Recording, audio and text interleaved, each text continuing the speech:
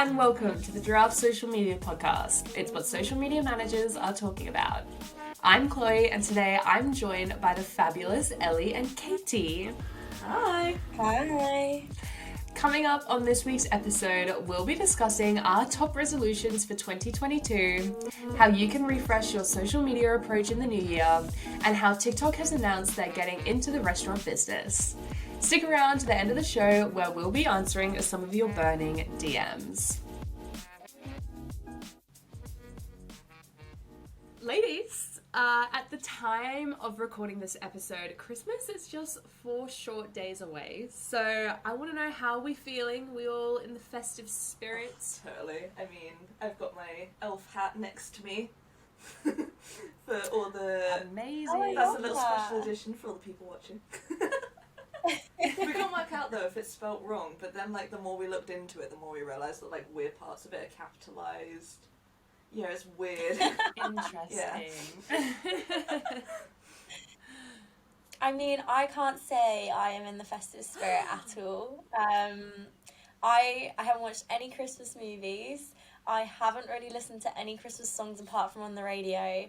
I think it's just because like, I don't know, like I'm just like when we're working, like the week leading up to Christmas, like I've been so unorganised in terms of like Christmas shopping as well. So like I've only just been wrapping presents like yesterday, and I still have Christmas shopping to do. So it's more of like a panic rather than like excitement. But I'm hoping by like Christmas Eve and on Christmas Day I will be singing along to every Christmas song alive. I get what you mean. Definitely. I feel like I've been like so hyped for Christmas since like 1st of November when I've started making Christmas content to go out in December.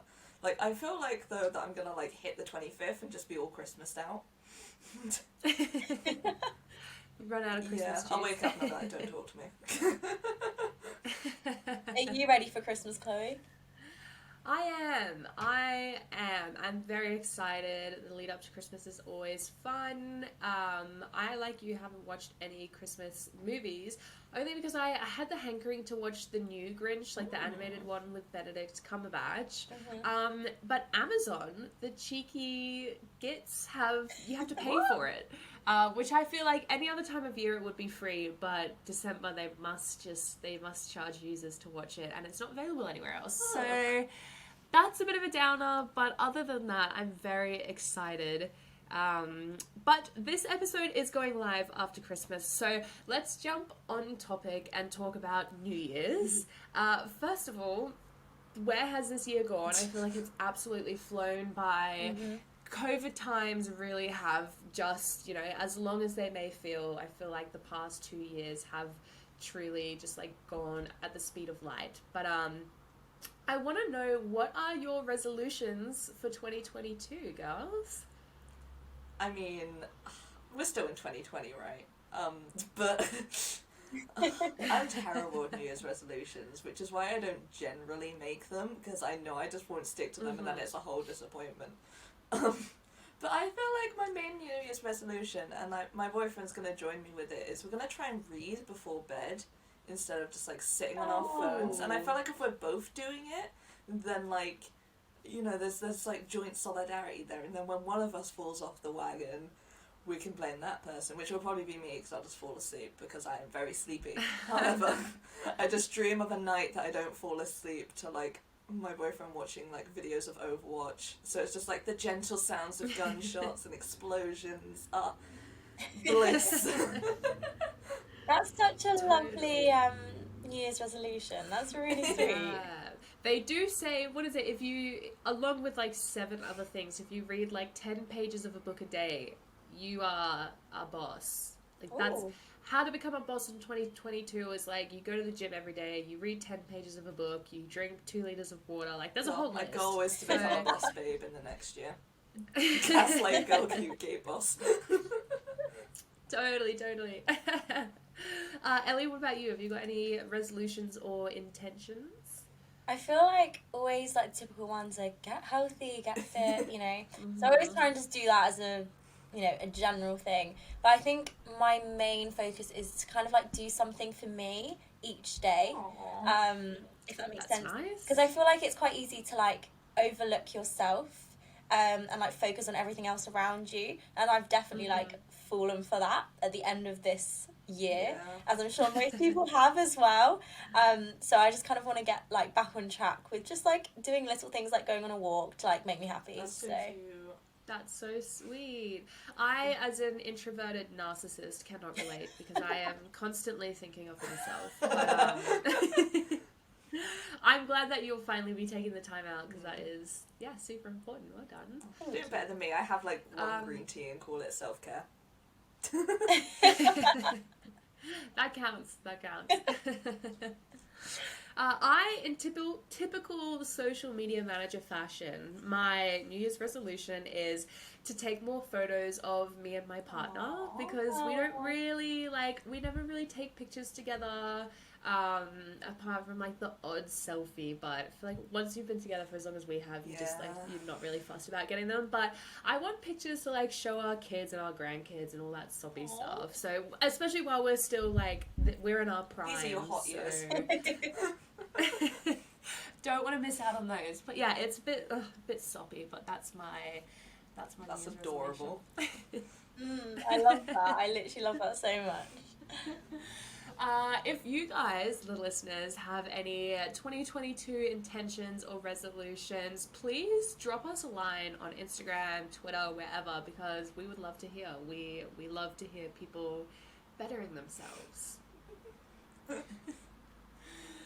Moving on to our main segment of this week's episode, we're going to be discussing some of our favorite ways to refresh your social media presence in the new year. So with a new year comes new ideas, new branding, a new outlook on life. So it's a great opportunity to evolve or refresh your brand, and that means doing some housekeeping on social media.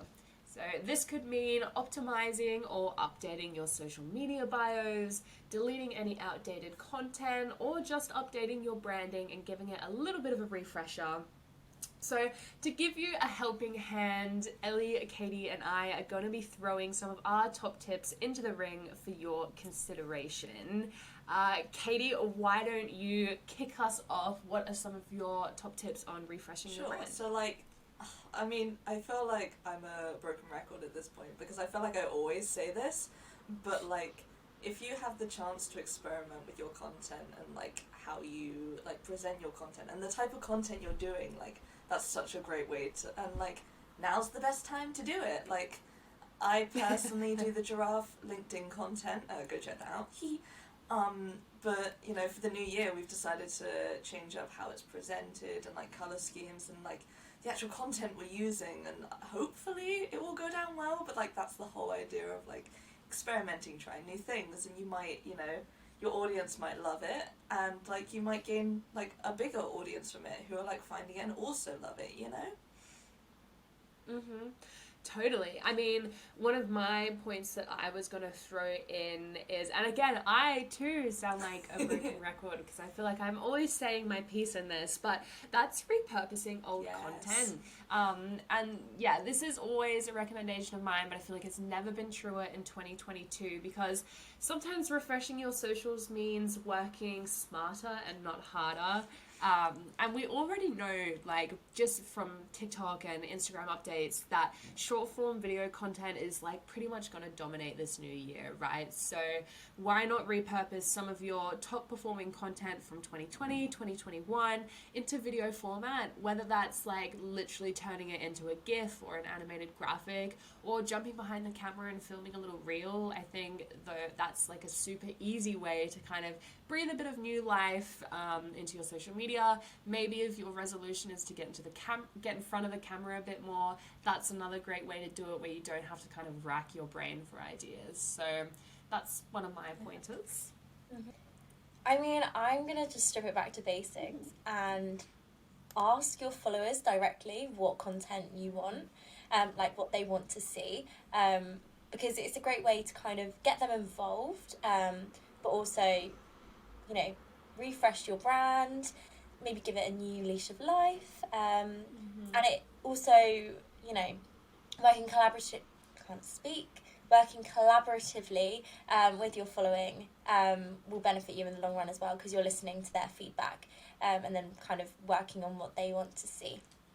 Yeah, I feel like that's such an underrated tip that most people would kind of be like, oh, no one cares, you know, but we've had it really like hammered into our head this year and the last year that if you're not creating valuable content on social media, like that might be why your engagement is really low, or that might be why your following hasn't grown in a little while. And, you know, who knows better what valuable content is than the people who are following you? So I really love that idea. And perhaps if you have a smaller following and you're worried that maybe you won't receive any input from your followers, ask people in your circle. If you're a business, ask people in your team, because they probably have a really good idea at maybe, you know, holes that you're missing in your content calendar, and points of interest that might resonate with your audience. So I love that tip. And as well, like, your audience are, like you said, they are the best way to find out what content they want to see. So, you know, if you have user-generated content that you can, like, take inspiration from, you know, that's another way you can kind of experiment. And, you know, not to be afraid to ask them what they want. Say you're, like, I don't know, you're a hairdressers, for example, and you post, like, transformation photos and also, like, hair care tips. So, like, if you put that out there and be like, well, what do you want to see more of? And you get, like, an overwhelming response for, like, we want hair care tips, we want, like, hair hacks, or, like, something you just don't do at all. Like, that can just give you so much more content that you're just armed with to go into in the new year. Yeah, absolutely. And to run back to the basics again, kind of tailing off you, Ellie, there, I feel like the most obvious one, and maybe the first thing to do, is to switch up your profile picture or your logo. So if you're a brand, you know, customize your logo so that it stands out a little bit. I know in, you know, kind of mid 2021, for Giraffe's Instagram and our TikTok, we removed our brand name and instead just used our logo, like an enlarged version, which is like these series of spots. And that just kind of helps people, you know, it makes your logo larger for one, it makes you stand out a bit more. Maybe you change the color variation. I know for our TikTok, we popped it on a bright blue background so that it really pops when people are kind of scrolling through their For You page. And if you're a creator, make sure you're using a clear close-up image of yourself, you know, kind of from the shoulders up, the torso up, and popping it on like a block color background really makes you stand out. And I know that's something that a lot of content creators are recommending that you do, if you're kind of trying to stand out, or even, just try to refresh your socials in the new year. Yeah, and I think, like, something that I've literally just thought about is, like, on Twitter, if you've got a pinned tweet on your profile, like, that's basically the second part of your bio. Like, don't neglect that. If you're going onto a business's account on Twitter and, like, they haven't updated their pinned tweet in a very long time, it's a bit like, you know? So it's just like, it's just an extension for the quite short bio you're actually given on Twitter, because it's not that many characters, I don't think. Totally. I mean, one thing I was also going to add is that I know we've spoken about this in, like, previous podcasts, but like, having a personal touch to your brand and kind of focusing on that in the new year. So whether that's, like, behind the scenes or, like, an employee takeover, you know, that sort of thing, just adding that personal element to your brand if you can, and if it's relevant to what you're trying to sell or what you're trying to do. Definitely that's something to bear in mind when, you know, creating new content and giving your social media a little new Facelift. makeover. Facelift. Yeah, exactly. I like that. Facelift your social media. Yeah. Now, I guess one of the best ways to refresh your social media is probably either by changing up your content a little bit, or, you know, gunning for a full-blown rebrand, which not everyone has the time or the resources to do, or maybe they just don't want to do it. You like your branding how it is, and that's totally fine. So you probably want to go down, like, the shaking up your content route, taking a look at content creation.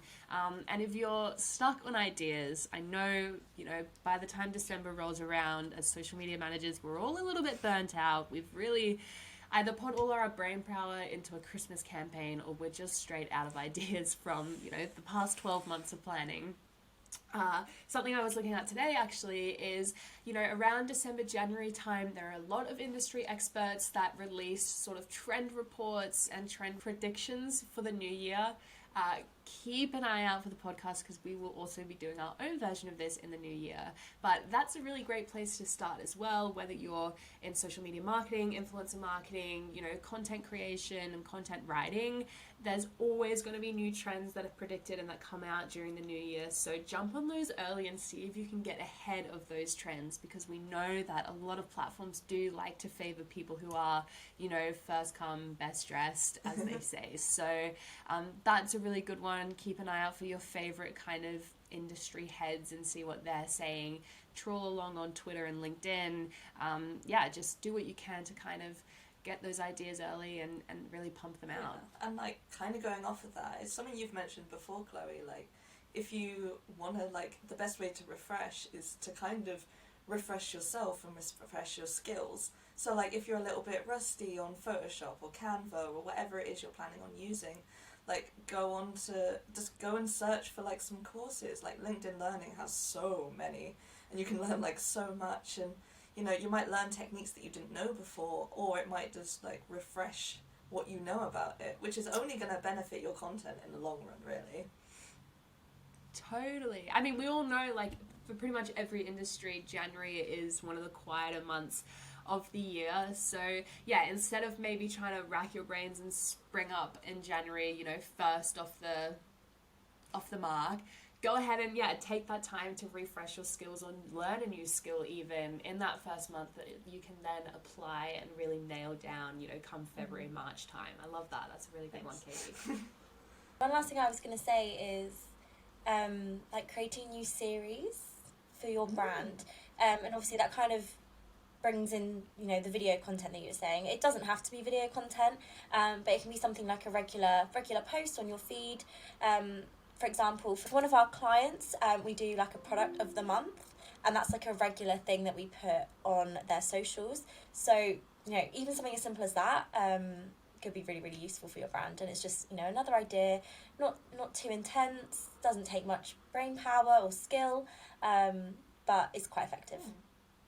Totally. I mean, even internally, we do like a Wellness Wednesday. We have a mental health ambassador within the company, and we do Wellness Wednesday posts and like Tip Tuesday posts just on our little Teams channels. So, you know, you can even do that internally if you want, and maybe that will transfer onto your social media pages as well. I love that. And yeah, whilst, you know, maybe you're taking a little downtime in January to come up with some new skills or some new ideas, maybe penciling out some content pillars that you can, you know, make those categories for, and have kind of designated days of the week that you do, as you said, Ellie, like a little series, whether that's on Reels or just static. That's always going to help you out. Right, well, thank you so much, girls. Those were our top tips for refreshing your social media in the new year. I do love watching all the brands kind of pump out new content or rebranded content come every January, February period. So spoiler alert, stick around to the end of the episode where we go through some of our favorite rebrands in recent years.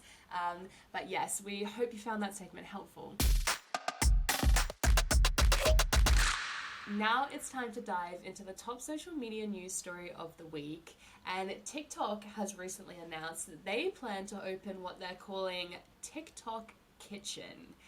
It's going to be a chain of delivery-only restaurants in the US, and the social network will convert the app's recipe videos into themed menus in partnership with Virtual Dining Concepts and Grubhub. So according to TechCrunch, the menu at the restaurants will draw upon the most popular viral food posts on TikTok, which people can then have delivered to their door via Grubhub. And TikTok plans to launch around 300 locations, which is massive. And they'll start delivering dishes in March, with plans to open more than 1,000 more restaurants by the end of next year, which is crazy. That's like classic TikTok, like go hard or go home. Totally. The reason I have chosen this news topic today, guys, is because we are probably the biggest TikTok advocates here at Giraffe HQ, if not the world. So how cool does this sound? Like, what are your thoughts? I am obsessed with this. I mean, I think it's a strange concept to kind of move away from social media and kind of transition into a restaurateur, can I say that? restaurateur. But I don't know, I like the fact that they're kind of encompassing all of like the viral TikTok foods in their chains. I think it's really clever, but I don't know if it's gonna work. I'm a bit skeptical. I am a massive fan of TikTok, but I don't know if this is gonna work. I hope it will, but I look forward to kind of seeing how it pans out, really. How about you, Katie? I mean, with everything from TikTok, I want to see how Instagram rips it off. Sorry, no shade. Sorry. Yeah, no, it's a very American idea, right? And hopefully it's not like all of the viral TikTok like recipes, because like I don't want a toilet smoothie or like pasta made on a countertop that's been like mashed with too much cheese. Have you guys seen those videos, or do I just sound crazy? I haven't seen them, I must admit. Yeah, oh you my are god, it was a crazy thing a few months ago where like there was these people making just like milkshakes and smoothies in their toilets, and they just felt I think it was me refreshing, but yeah, it was great. And then they'd make like pasta or whatever, but they'd like I'm traumatized from this era, but like they'd do it on like a table, like a like countertop, and they'd just like slop all this food on, and then just like chop it up, and then just like mush it together with their hands, and I'm like, this is not sanitary. And I'm sure it was all done for shock value. However, if that's included in any of the viral TikTok things, I fear. I mean, I feel like it's going to be more, you know, the feta pasta. That was good. And like, is it Bella Hadid or Gigi Hadid's her vodka pasta. So yeah. I think it'll be more Hopefully. along that sort of lines. Probably more hygienic than what you're trying to make out, Katie. As I don't think it will be allowed. But yeah, I'm excited. I'm really excited to see this. I think it's different. So yeah, I really love when social media kind of comes IRL. Like, I don't know, I think it's very cool when the only example I can think of is like when life imitates art, and it's like when social media platforms kind of bring things into the real world. I think it's crazy. I love that potentially like they're getting creators involved with this, because I imagine, you know, they're picking the most viral dishes, and that has to come from a certain creator, right? So I think that is cool. And this is just really impressive. Like, I think TikTok is so innovative, and this is like, I can't believe we haven't done this before. Like, this just seems like such a genius idea. And yeah, how has YouTube not collaborated with Uber Eats or Deliveroo or something along those lines to bring this concept to life? I think it's awesome. I am so jealous that it's not. I mean, inevitably it will make its way over to the UK in some form or another, depending on how successful it is. But yeah, Ellie, the first examples that came to my mind as well was, you know, during lockdown when people went crazy over that tomato feta dish, and then again with Gigi Hadid's vodka pasta. It'd be like banana bread as well. Do you remember that? Like banana sourdough. bread, yes. I almost wish it was coming into to the UK, because we are inevitably about to enter another lockdown in some form or another. So I think this would be so cool. And yeah, Katie, you're right. I can't wait to see how Instagram reacts and panics, and suddenly instead of Instagram shops, we're getting Instagram restaurants. And yeah, which actually, now I think of it, that would be very easily integrated into Instagram if like restaurants could have a shop. Instagram, why? It was all there in front of you, and you just couldn't. You fumbled the bag. You went after it. Chloe, you're gonna get hired by Instagram. This is not an Instagram shade podcast. However, it does fall into it sometimes. Fan podcast, yes. So I, for one, am so interested to hear what the listeners think of this concept. Please, please, please reach out on social media, because I want to talk to people about this. This is such a cool concept, and March cannot come soon enough. I can't wait to see all the TikToks about the TikTok restaurants.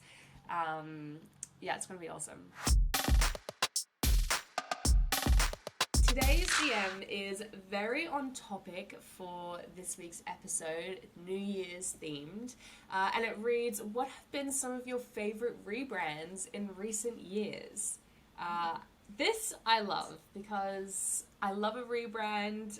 Katie, I know you've got a really good one that you've kind of been dying to talk about, so why don't you kick us off? Yeah, this is a really annoying answer, and it's been very heavy in this episode. However, musically, now, that started off as the app that everyone thought was cringy because it was all kids lip syncing, which isn't entirely false because I was on Musical.ly in like the early days. However, when that got purchased and changed into TikTok, it was a cultural reset, as we all know.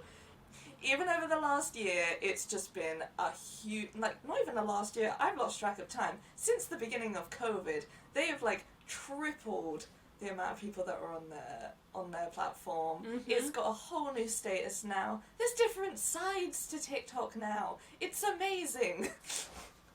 And that is why TikTok is the best platform. The end. Yeah, I love the journey of TikTok, as it were, because it's I don't know if Vine is the same. No, because that was owned by Twitter, but like we had Vine and that was amazing, then it died, rip Vine. Then we had Musical.ly, and I feel like that was an era we all just want to forget. Yes, I do. And yeah, then it turned into TikTok, and it was like a beautiful butterfly caterpillar situation, and our lives are better for it. Ellie, what about you? I'm interested to hear what your favourite rebrand has been. So, Burger King this past year have updated their logo. I'm not sure whether this is just US based, but I think it is also in the UK. I would think they do it across the whole brand. But they've made it like 90s inspired, like cartoony type thing. But it's to make it look less artificial. Because if you remember like the original one, it looks like you can tell it's not, obviously it's not real, but you can tell it's like highly artificial. Whereas this one, it just looks a bit more quirky, a bit more appetizing, which I think is like the aim of what they're trying to do, trying to draw more people in. But I love it. I think it's great. I really think it's a fantastic rebrand. So I'm fully for Burger King on that one. Ooh, I have not seen this, but I'm going to have to do a quick Google after the episode and check it out. I love a vintage logo. Like, I love it when, like, they go back to their roots. And, like, honestly, I would be so happy if, like, Instagram, Twitter, and Facebook went back to their original logos. Because my life would be significantly changed. Like, remember how Instagram used to look before it became a millennial? Yes, yeah. Remember Twitter with its little T instead of the bird? Oh, memories. Oh, those were the days.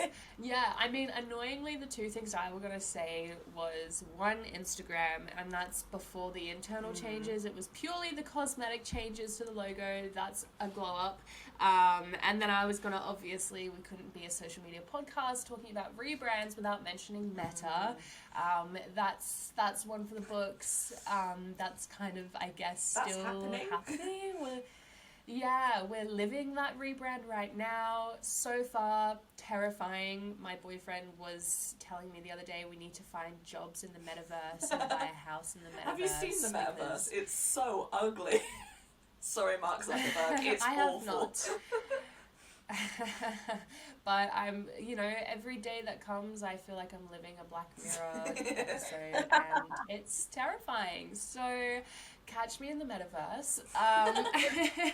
But I guess for less, ironic answers, I don't know if this counts as a rebrand, but Pretty Little Thing, for those of us who are interested in fashion, obviously recently brought on Molly May. I want to say Hugh. Don't know her last name, but Molly May is the new creative director of Pretty Little Thing, and that's exciting.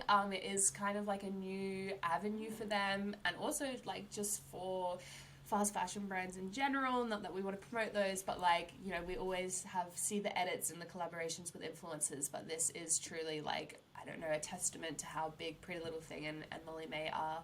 And I think for the most part, people are pretty impressed with you know, what's happened so far. So that is a pretty memorable one in my books. And strangely, all the ones I've mentioned have kind of happened this year in the last sort of 12 to 18 months. So very fresh in my mind. Although saying that, how could we talk about Rebrands without talking about everyone's now favourite green owl, Duolingo? Like, they've done a complete 180. They saw the memes and became the meme. Honestly, they are fantastic. Their social media team need a raise. They make me want to learn German again. Yes, we are resident Duolingo fans at Giraffe. We always talk about them at least once a week. And yeah, I feel like that's an aspirational TikTok account for social media managers. Like, they really have nailed it. And almost, I feel like, kind of surpassed Ryanair, who as well kind of fit into this category of reinventing themselves via TikTok. Right, well, I love those. I love taking a trip down memory lane, even though, as I said, most of my contributions were from the last 18 months. So, again, this is an episode for our listeners to shout out. I want to hear what were your favorite rebrands in, like, the past 5 years. Do you agree with us? Do you think that the Burger King logo is a bit of a glow up, or is it a glow down? We want to hear, so make sure you reach out to us. And if you want to be featured in the next episode, then make sure you slide into our DMs on Instagram at GiraffeSN.